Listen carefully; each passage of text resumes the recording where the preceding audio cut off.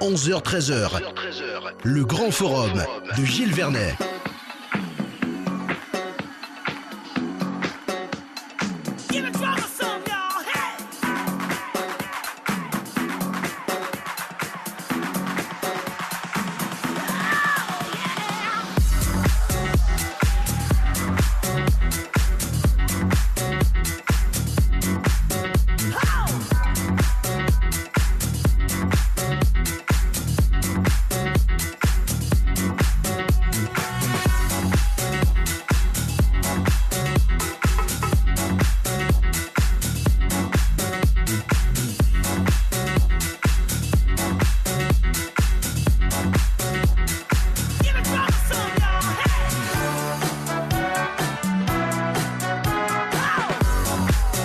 Bonjour à tous, bienvenue, vous êtes dans le grand forum sur Radio Pays, 101.1 à Cayenne, 101.3 à Kourou, 105.3 à Sinnamary, 106.3 à Saint-Laurent, 93 à Saint-Georges. Le numéro de téléphone pour participer à tous les débats du grand forum, le 05 94 25 76 25. Et un gros coucou à notre fidèle d'ailleurs depuis les Antilles, depuis la Martinique, un coucou à la Guadeloupe et un coucou à toutes ces villes dans l'Hexagone qui nous écoutent, fidèles également sur radiopays.com, et comme ça appelle souvent du Canada et des États-Unis. Coucou à vous, vous êtes branchés Radio Pays, vous voulez savoir ce qui se passe dans votre pays et c'est normal. Je vous l'ai dit tout à l'heure, le thème qui suit intéresse et doit intéresser tous les Guyanais et c'est normal. Là nous sommes en 2018, mais on parle déjà de 2020, 2025, 2030 mes amis, et encore c'est vous dire. Aujourd'hui, on va vous parler de l'expérience du digital, on va plus loin, le pouvoir du digital aujourd'hui. On en parle, participez au débat bien sûr, ça intéresse tout le monde. Pour nous en parler, Vincent Montseny, donc cofondateur et président de logiciel d'organisation de communauté, s'appelle Digital Box, et Rudy Stephenson est avec nous également. Le pouvoir du digital aujourd'hui. Vincent Montseny, bonjour. Bonjour Gilles. Comment allez-vous ? Très très bien, merci de ton accueil. Vous êtes un expert dans la question, notamment lorsqu'on va parler de digital. Vous avez des chiffres, les choses c'est assez précis de toutes les façons, et ça va intéresser tous les Guyanais. Et également donc Rudy Stephenson, bonjour. Bonjour Gilles. Alors Rudy, bien sûr, vous le savez, c'est Regard sur l'actu le lundi à 11h, mais pas seulement, c'est votre domaine également. On va en parler d'ici quelques instants, on parlait de Digital Box tout à l'heure. Le pouvoir du digital aujourd'hui. Pourquoi on en parle aujourd'hui, Rudy ? On en parle parce que c'est l'actualité. Mmh. C'est notre actualité, c'est notre réalité. Et est-ce qu'on la mesure ? Est-ce qu'on prend le pouls ? Est-ce qu'elle nous dépasse ? Dans quelle mesure nous sommes souvent dépassés ? Et dans quelle mesure aussi certains, malgré tout, savent utiliser le digital pour différentes fins et dans différents objectifs aussi. Donc le digital, c'est une évidence que c'est concret, c'est réel, c'est présent. Mais qu'est-ce que c'est ?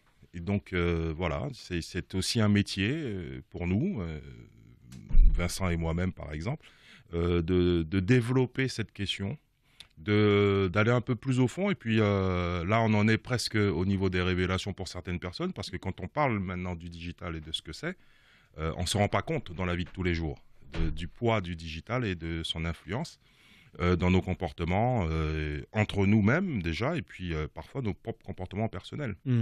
Donc là-dessus, c'est vrai que un métier certes, mais aussi il y a une question de société derrière. Donc là-dessus, je crois que c'est un sujet qui ouvre la porte à un regard sur nous-mêmes. Là, c'est pas un regard sur l'actualité, n'est-ce pas ? Mais plutôt un regard sur nous-mêmes. Et puis, qui nous permet de se projeter, parce que le troisième millénaire sera et est déjà définitivement digital. On y revient bien sûr dans des détails, précisément avec quelques exemples. Le pouvoir du digital aujourd'hui, Vincent Montseny, vous l'analysez comment ? Alors, le pouvoir du digital aujourd'hui, déjà, il faut le regarder avec quelques chiffres. Par exemple, on sait aujourd'hui qu'un Français sur deux, par exemple, quand il lit un article de presse, que ce soit Le Monde, le JDD, n'importe quel média ou pourquoi pas Radio Pays, en fait, il y accède à travers les réseaux sociaux. Un Français sur deux. Ça y est. C'est énorme, on y est. Parce que il y a quelques années, on disait ça va, aujourd'hui, on y est. Ça y est, on y est déjà. Quand on regarde de l'autre côté, par exemple, effectivement, le téléspectateur qu'on dit traditionnel, qui regarde son émission de télé et qui avait l'habitude de regarder sa montre et à se préparer à aller regarder son émission. Moi, par exemple, ça me fait penser aux grands-parents. On a tout ça dans notre famille. Oui. Mon grand-père qui regarde 18h30, question pour un champion, pourquoi pas sur la 3e. Voilà, Et donc, on sait que ce téléspectateur traditionnel, dans 15 ans, il ne sera plus là. Oui. Voilà. Donc, on est déjà à ce gros changement. Il y a vraiment une grosse bascule. Quand on regarde aussi les conséquences sur l'économie, aujourd'hui, la publicité, elle a basculé des médias traditionnels beaucoup vers les géants de l'Internet, vers Facebook et Google, qui d'ailleurs captent 80% de la publicité en ligne. 80% en ligne. Il faut quand même se dire que Facebook, par exemple, Facebook gagne c'est 10 milliards de dollars par trimestre, 40 milliards de dollars par an sur de la publicité. Donc pour ceux qui s'inquiétaient sur est-ce que Facebook est solvable ou pas, la question est réglée. Et la question, elle est réglée. On y fait quoi de ce digital aujourd'hui, ici en Guyane? Comment on peut faire évoluer les choses? Est-ce qu'on fait évoluer les mentalités? Parce que le digital en Guyane, c'est pas le digital à Mayotte, c'est pas le digital à Lyon, c'est pas le digital à Paris. C'est une question de culture et de mentalité également, Rudy. Oui, c'est clair. C'est un aller-retour parce que c'est la relation. Même si c'est mondial. Bien sûr, mais c'est le même principe. C'est la relation entre l'émetteur et les récepteurs. Voilà, c'est la circulation d'une information qui va partir d'un point A, arriver à un point B. Il y avait donc plusieurs vecteurs à l'époque, les vecteurs classiques qui existent encore. Mais aujourd'hui, qu'en est-il de ce vecteur plus numérique, plus digital? Mars 2017 en Guyane. Allons-y. L'information, elle n'est pas donnée par les médias classiques, traditionnels, voire même, quand j'entends médias, même Radio Pays et tout. Pourtant, oui, bien sûr. Radio Pays a montré, comme d'autres médias, pour ne pas faire de mécontents, mais pour prendre l'exemple de Radio Pays, c'est une radio qui était présente. Très présente. Pour autant, les médias aujourd'hui subissent l'ère du digital au point que mars 2017, il a fallu que les journalistes, que les enquêteurs, que tout un tas de personnes qui ont besoin d'informations regardent des réseaux sociaux, consultent des WhatsApp, se connectent à des groupes et dans ce flux d'informations, pour le coup, dans une période très mouvementée, intense, eh bien, où on est en du discernement, du tri de l'information, du contrôle de cette information. Donc, toute cette question-là, pour nous en Guyane, par exemple, font qu'il faut comprendre que le digital s'impose et c'est soit on est prêt, soit on n'est pas prêt. On voit, et je termine sur un exemple très actuel, et je pense que ce n'est que le début, il y a la conséquence de toutes ces vidéos qui tournent sur les réseaux WhatsApp ou parfois même sur Facebook, des images violentes qui concernent des jeunes de 12 ans, même moins. On avait reçu le procureur. Voilà, ainsi de suite. Voilà, on connaît mais en fait, c'est pas nouveau. Beaucoup vous diront que c'est pas nouveau parce que c'est pas la première fois qu'on voit des vidéos. Sauf que le digital n'était pas là. Sauf que la diffusion s'est élargie. Sauf que le Français sur deux, eh bien nous y sommes, nous aussi, nous en sommes. Et que quand on a une information, on va d'abord regarder son smartphone. On vérifie l'information qu'on a reçue par le copain par WhatsApp. Elle est recoupée par d'autres groupes WhatsApp. Après, derrière, elle va paraître sur Facebook. Ça lui donne une crédibilité. Et enfin, elle est validée, cette information, dans l'esprit des téléspectateurs, des internautes, des auditeurs. Oui. Elle est validée au moment où le média traditionnel va la relayer, dans son JT. Voilà. Donc, on est sur un processus complètement inversé où le digital s'impose. Et ça, il faut pouvoir le gérer. Oui, c'est-à-dire qu'aujourd'hui, on n'attend pas 19h30 pour être informé. Je veux dire, on a eu toute l'info toute la journée. On attend 19h30 pour valider l'information. Exactement, mais avec une certaine génération. C'est-à-dire qu'il y a beaucoup de jeunes qui n'allument quasiment plus leur télé. Aujourd'hui, les familles se battaient pour savoir si on regarde le foot, là, l'autre va regarder sa série, etc. Aujourd'hui, vous pouvez avoir 2 télés à la maison éteintes les deux, Oui. avec les jeunes sur leur iPad, sur leur, sur leur tablette ou sur leur smartphone.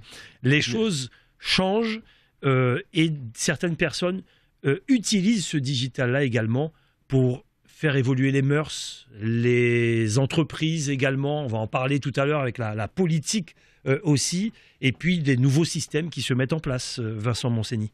Oui, bien sûr, absolument. On a complètement basculé dans une ère de l'information qui est instantanée, dans une ère de la messagerie. Localement, là, je parle sous ton contrôle pour les chiffres de Guyane, Rudy. Oui.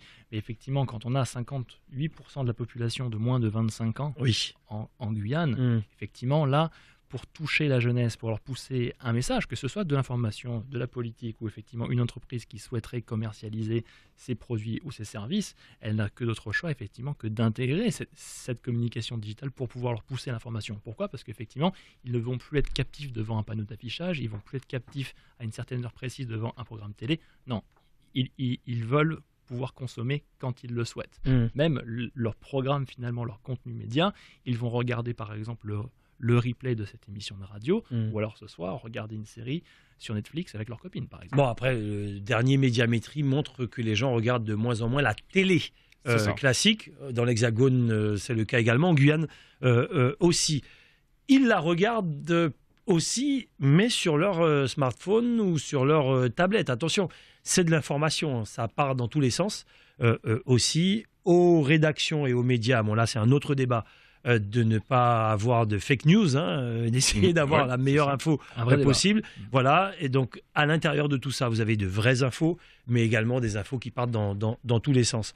Là-dessus, on est d'accord. Je voudrais revenir sur un aspect, on va dire, un peu plus politique, où aujourd'hui, on voit Emmanuel Macron, on dit qu'Emmanuel Macron maîtrise la communication, tout le monde le dit plus ou moins. On peut revenir également sur la campagne de Barack Obama, qui tout simplement a démontré, ils ont même fait un magazine autour de la campagne de Barack Obama, comment Barack Obama a adopté cette nouvelle formule de communication, Vincent Monsigny. Alors, effectivement, donc Barack Obama, ces deux campagnes ont chacune été des révolutions. La première, en 2008, alors là, on était vraiment dans le tout début... On est dans l'entre-deux. De la communication digitale. Ouais. Et là, c'est effectivement, il communique pour la première fois sur un nouveau média. C'est nouveau, c'est vraiment une campagne Facebook et un peu Twitter. En 2012, il se passe une deuxième révolution. Ils se rendent compte que tous les fans accumulés sur Facebook, tous les contacts accumulés sur Twitter, ça leur permet pour la première fois de connaître leur audience. Pour la première fois, finalement, ils vont... alors, précédemment, ils savaient ce qu'ils disaient. Maintenant, ils savent toujours ce qu'ils disent, mais maintenant, ils savent surtout à qui ils le disent. C'est ça. Et là, ils sont en capacité, exactement, de délivrer un message très précis. Alors, la communication politique à l'américaine se fait beaucoup par segment d'audience et par communauté aussi. Et donc là, à tel ou tel communiqué... et sur telle ou telle thématique, ils vont être capables de délivrer le bon message à la bonne personne via le bon canal d'information. Donc c'est là qu'il y a une vraie révolution. Et là, on y vient justement. 25 76 25, les auditeurs sont avec nous. Allô, bonjour. Oui, bonjour, bonjour à tout le monde sur le plateau. Alors c'est vrai, c'est très intéressant de parler du digital et tout, mais qu'en est-il du retard accumulé de la Guyane concernant les infrastructures ? Parce que c'est vrai que tout ce qui concerne l'informatique et en particulier les réseaux Internet, ça va de plus en plus vite. Vous parlez de la 4G ? De plus en plus lourd, que ce soit en 4G ou l'installation de la fibre. Oui. On est à des années-lumière de retard. C'est vrai. Donc voilà, je voulais avoir votre avis et votre opinion par rapport à cela. D'autant plus qu'on est déjà en train de parler de la 5G. Alors que nous, on est en Edge, c'est ça ? Voilà, on est en pour ne pas faire de jeu de mots. Et à ma connaissance, il n'y a que la fibre dans une partie de l'île de Cayenne, notamment à Cayenne, et une toute partie de Rémy-Montjoly. Ouais, voilà, ça, donc j'aimerais avoir les avis. Ouais, en parallèle par rapport à tout ce qui avance. C'est vrai qu'en parallèle, nous en Guyane, on n'est pas très gâtés de ce côté-là. Qui veut rebondir ? C'est vrai. Alors, là, on va toucher à une question c'est un autre débat, Oui, mais c'est aussi lié. Mais c'est lié. très lié parce que qu'est-ce que le digital aussi impacte dans les politiques publiques ? C'est le rapport tout simplement à la gestion même des communautés, des communautés de vie. En fait, c'est pas notre débat, c'est lié. C'est tout à fait lié. Donc, il y a un impact fort parce que un décideur sur un territoire, il prend la mesure aussi quand même à un moment donné de sa manière de communiquer, du message qu'il doit adresser et à qui il l'adresse. Ensuite, il prend aussi la mesure que, à partir du moment que le numérique est une possibilité de libérer l'information, la communication, les messages, et de quelque part ne plus en avoir une certaine forme de contrôle. Il faut que ce numérique-là soit performant. Cet aspect digital, forcément, attire le regard du décideur politique, et même dans les sphères économiques d'ailleurs. Là-dessus, pour répondre à l'auditeur, alors on peut se poser plein de questions. Effectivement, est-ce que, j'ai envie de dire, ceux qui sont en charge de l'infrastructuration de la Guyane, de son aménagement et son équipement, est-ce qu'ils prennent en compte ces aspects-là? Il faut les inviter, il faut leur demander, en tant que professionnels évoluant dans le domaine, beaucoup d'éléments nous laissent penser que oui, parce que c'est un élément qu'on doit prendre en compte. Bien sûr. Quand on veut digitaliser une zone géographique ou un secteur ou tout simplement une activité, il y a beaucoup de questions en amont qu'on se pose. C'est-à-dire que voilà, quand on met un pylône et on met de la 4G, si on met de la 4G dans une zone de Guyane, je prends un exemple comme ça, vraiment au hasard. Allons-y. C'est pas vraiment du hasard. La Sinamarienne, on libère une capacité de communication tout au long d'un tronçon qui, malgré tout, flirte avec une zone sensible. D'accord, une zone qui est une zone de sécurité aussi. Et une zone d'intérêt national, bien sûr. Donc, il y a tous ces aspects-là qui sont discutés. Maintenant... et nous ne sommes pas là, moi je n'ai pas d'avis particulier à donner, mais pour répondre à l'auditeur, oui, c'est une question, le digital, qui est prise en compte par les décideurs. Ça, c'est une évidence. On parlait justement de la campagne de Barack Obama. Que peut-on dire de celle d'Emmanuel Macron? Il a utilisé le digital pour gagner? Oui, très clairement. Il l'a utilisé à plein. Macron, en plus, c'est vraiment sa génération. Donc lui, il n'a pas eu besoin de se forcer, il n'a pas eu besoin de se mettre à jour. Je pense que génération comme il était déjà prêt, effectivement. Il y a des coups notables dans sa campagne où il a vraiment il a même pris l'info en direct. Il a parfois court-circuité les médias traditionnels. On se rappelle de l'épisode de Whirlpool où effectivement BFM TV reste à la grille, pour les citer, désolé. Il reste à la grille et lui se retrouve au milieu effectivement des syndicalistes, des travailleurs de chez Whirlpool. Et en fait, c'est son collaborateur qui effectivement filme tout l'échange. Et ils sont la seule source, le seul média, c'est son collaborateur qui a son iPhone dans la main, ils sont en Facebook Live. Je rappelle que Emmanuel Macron est venu avec son équipe Facebook Live en Guyane aussi. Voilà. Donc, mais voilà, mais c'était vraiment frappant de le voir donc en direct live. C'était un vrai tournant de la campagne. Tout à fait, on est d'accord. De la campagne du deuxième tour où il est en face à face avec Marine Le Pen et chaque point compte. Et effectivement, là, pour la première fois, on s'est rendu compte que BFM TV retransmettait la vidéo et le son effectivement du Facebook Live du collaborateur de Macron. Voilà. Donc. Là, pour le coup, il avait vraiment... On est dans une vraie révolution. On est dans une vraie révolution. Et pour la Guyane, comment un politique, une entreprise également, pourrait éventuellement profiter de cette révolution numérique pour avancer, pour préparer une campagne, on va vous expliquer, vous allez entendre un terme qui s'appelle Digital Box, logiciel d'organisation de communauté. Vincent Monsigny, vous êtes cofondateur et président. Vous allez nous dire ce que c'est que Digital Box. Et là, ça m'a intéressé les Guyanais qui nous écoutent. Digital Box est un logiciel de communication digitale. Effectivement, c'est une solution qui est proposée aujourd'hui aux associations, aux entreprises, aux formations politiques, mais aussi aux collectivités, les collectivités locales et territoriales. Et effectivement, nous, on est en plein dans ce mouvement de transformation digitale, où là, on vient de dire plein de choses et ça peut faire peur, mais en fait, le digital est aussi une vraie opportunité. Une opportunité de quoi? Une opportunité de développement. Et effectivement, pour la Guyane et tous les acteurs économiques guyanais, que vous soyez artisan, commerçant, une entreprise ou un décideur économique, il faut très vite s'emparer du digital. Pourquoi? Parce qu'effectivement, quand on regarde un petit peu les chiffres, ne serait-ce que les cessations d'activité, les dépôts de bilan, il y a un chiffre qui fait un peu peur. 60% des entreprises qui ont déposé le bilan n'avaient pas de site internet. Donc en fait, il y a un vrai enjeu de transformation digitale. Exactement. Donc là, on est dans le concret. Ce qui veut dire que n'importe quel petit commerce, 60% d'entreprises qui ont déposé le bilan n'avaient pas de site internet. Ouais. Rien que quand on dit ça, ça fait peur. On est vraiment et on sait, on est dans le concret. On est dans le concret. Et s'il faut parler politique également, on ne peut pas se satisfaire d'autant d'abstention lorsque quelqu'un est élu. Avec autant d'abstention, il y a des choses qui peuvent évoluer également. Exactement. Nos auditeurs sont avec nous et on vous dit ce que c'est que Digital Box, un peu plus, et notamment pour la Guyane. Allô, bonjour. Oui, bonjour monsieur. Bonjour, allez-y. Comment allez-vous sur le plateau? Ça va. On va bien. Bonjour. Alors, par contre, dans le digital, ce qui me fait un peu de peine, c'est qu'on n'a rien prévu pour les mineurs. Aucune sécurité.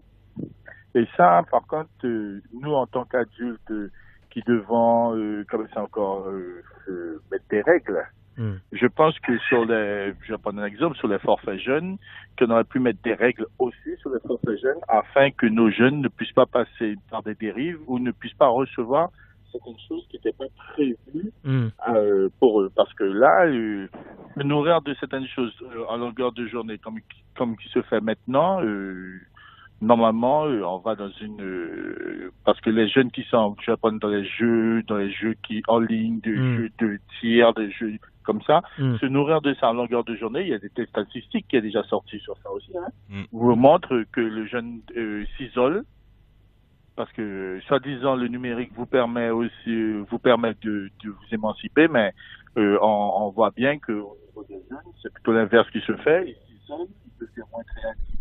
Les dérives du net, c'est-à-dire les avantages et également les inconvénients. Voilà. Moi, je pense il faudrait faire aussi quelque chose pour tous les forfaits jeunes. Après, que la personne soit chez lui et permette à son enfant d'aller sur un plus gros truc, mais je pense que tous les forfaits jeunes puissent être limités au niveau bande passante sur certains contenus qu'ils ne peuvent pas transmettre. Très bien, ça c'est un message. Et ça maintenant, on ne peut pas me dire que c'est plus possible, parce que, étant voyageur que je suis, j'ai pu voir certaines choses dans certains pays où certains forfaits ne vous permettent pas d'envoyer des trucs.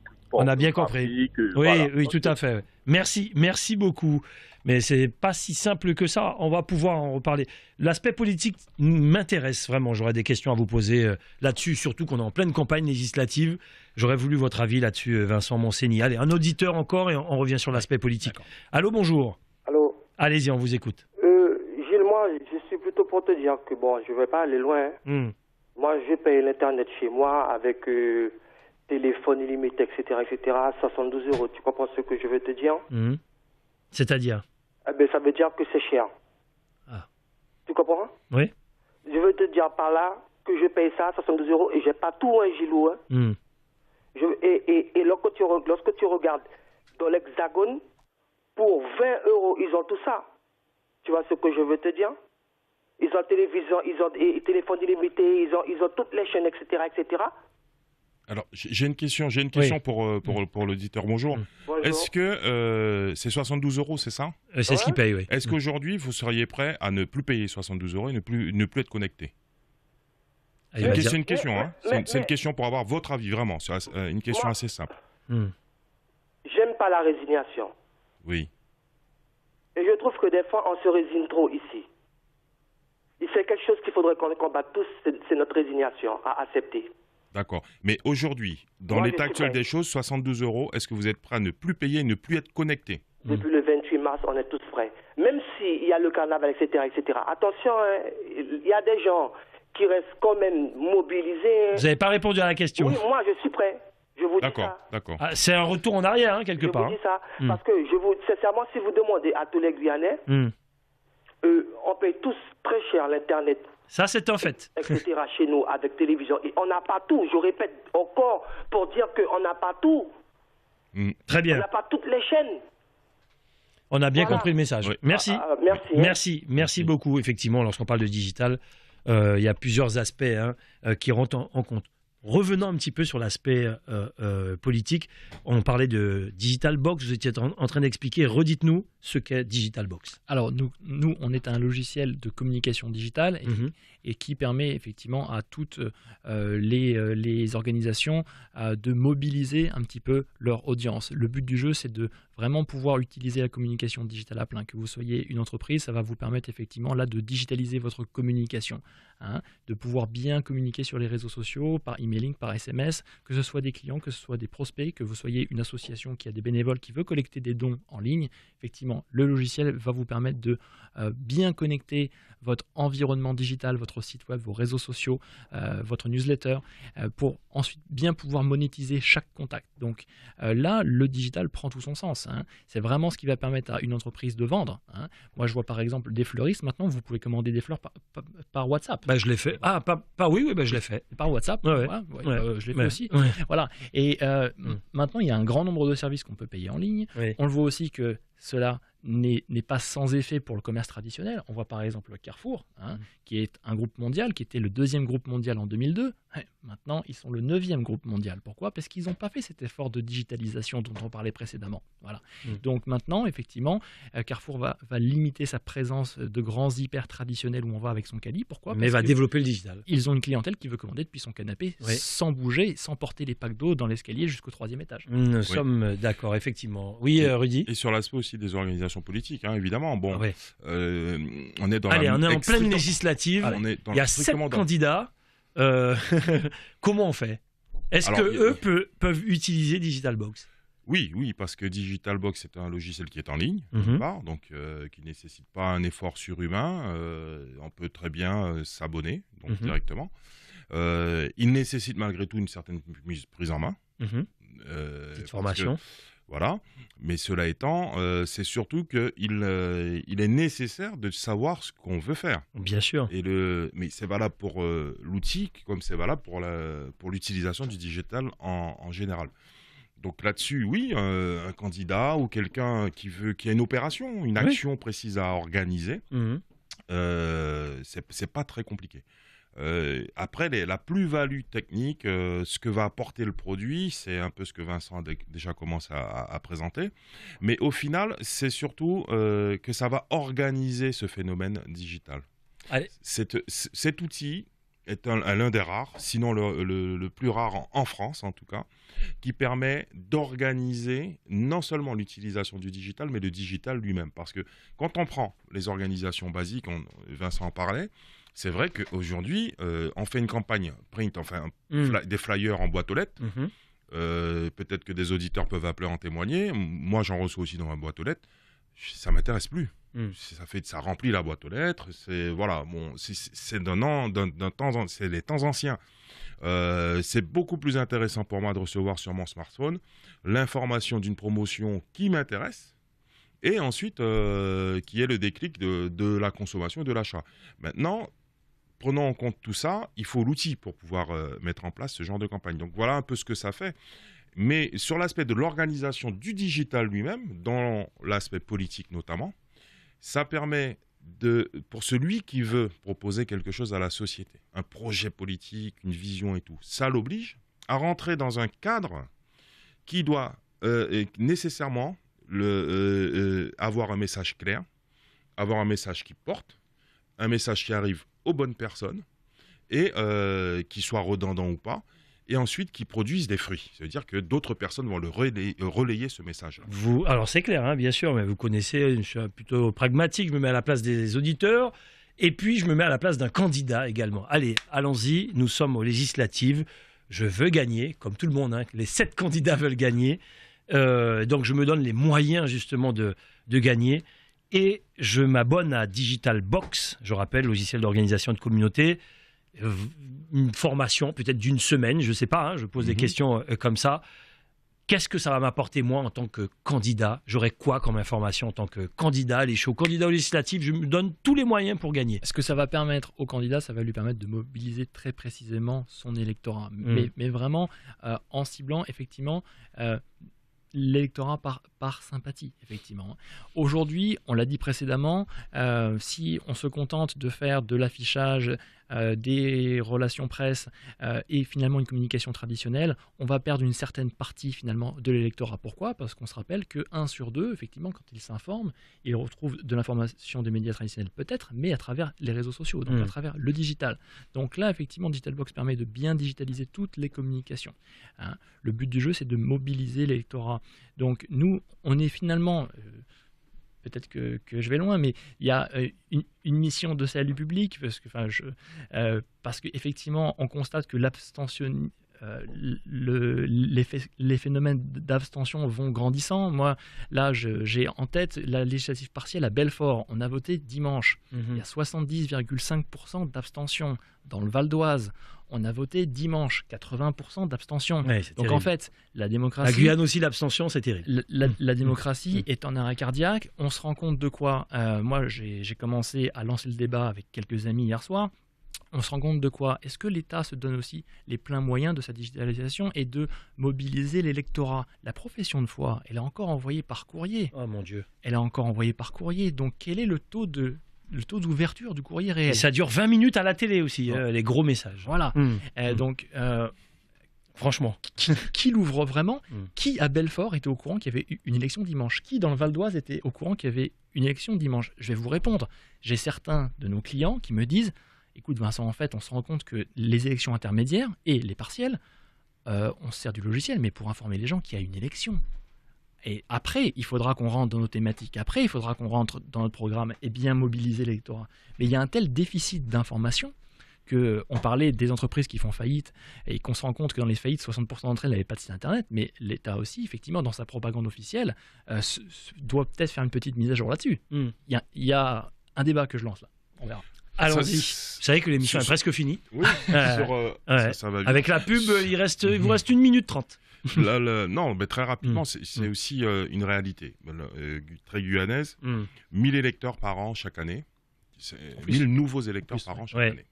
D'accord ? En Donc, plus, c'est extraordinaire. Ce sont des chiffres qu'on ne retrouve pas ailleurs en moyenne. À partir de là, ça veut dire que d'une élection à une autre, sur un mandat de 5-6 ans, on est sur un ratio énorme. C'est-à-dire qu'il y a de nouveaux électeurs que le candidat n'a pas eu le temps ou n'a pas eu la possibilité de connaître. Il n'a pas eu le temps, la possibilité de se faire connaître à eux non plus. Donc ça veut dire que s'il n'a pas trouvé l'outil qui lui permet d'aller vite, de manière ciblée, ça veut dire de s'adresser à la bonne personne au bon moment dans le bon quartier, ça va lui prendre du temps. Ça va lui prendre beaucoup de temps et il n'aura jamais le temps.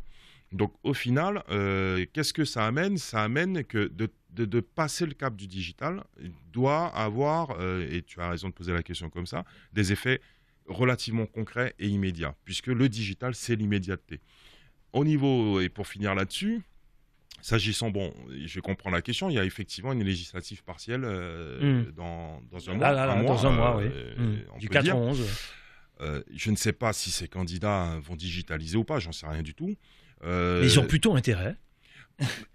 En 2018. Aujourd'hui, ne pas digitaliser, que ça soit avec un produit en ligne comme Digital Box ou sur quelque chose de plus traditionnel, c'est déjà partir avec plus de 50% de chances de ne pas être connu, de ne pas s'être fait connaître, et puis de n'avoir pas été chercher des personnes qui de toute façon ne s'intéressent pas, ne sont pas au courant.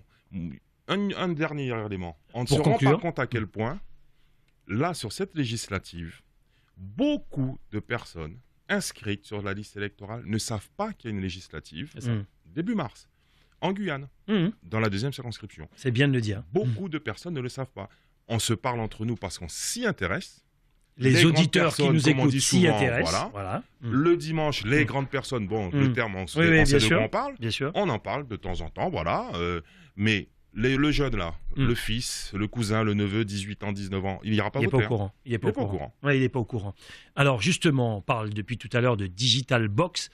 On y va sur Internet, on tape Digital Box, comment on fait ? Exactement, sur digitalbox.fr, on peut créer son compte en 5 minutes. D'accord. Effectivement, on va choisir son abonnement, ce que l'on souhaite faire, et tout de suite, on va pouvoir commencer effectivement à créer sa base de données. On va pouvoir commencer à communiquer, lancer des communications par email, par SMS, gérer ses réseaux sociaux, et effectivement, on commence à mettre son audience, sa clientèle et ses prospects en base de données, et on reprend le pouvoir finalement sur tout ça, et on se crée le patrimoine digital de son entreprise, de son association, de son parti politique. Pour une association, une entreprise, un parti politique, un candidat, etc. etc. Oui, Rudy, le mot de la fin. Oui, évidemment, parce que c'est une question qu'on nous a déjà posée.